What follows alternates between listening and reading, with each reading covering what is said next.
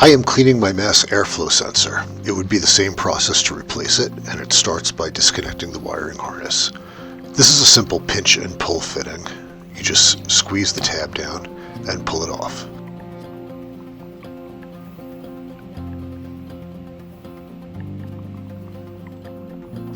And that's the same thing from a side view.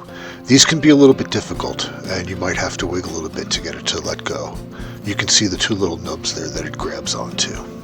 Alright, once that's done, push it back out of the way, and you've got two Phillips head screws to take out. One there, and an identical one right back here. And that's what that looks like.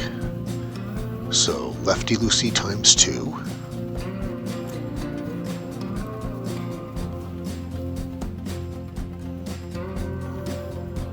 And the mass airflow sensor should come right out. Sometimes these can be a little bit stuck, but mine came right out. Okay, now you can see there's some dust on there, and there's a lot of little cracks and crevices and holes. All you really want to do is spray all of that full. That's where it came from. You can give that a little wipe out. Those are the screws, and that's what it looks like.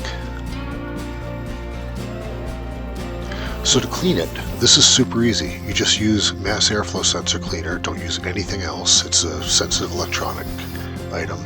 But this is super easy. If you've ever sprayed off a dirty deck chair with the hose, you can do this. The only nuance to this is make sure you get it inside of all those little holes. Rinse everything out, because all you're really trying to do here is rinse dust off. Okay, let it dry for a while, and once you're satisfied, put it back in carefully. Righty-tighty times 2.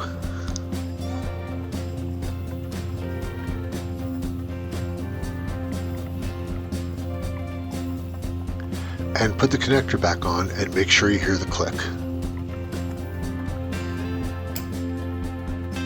And that is it. It is really that simple.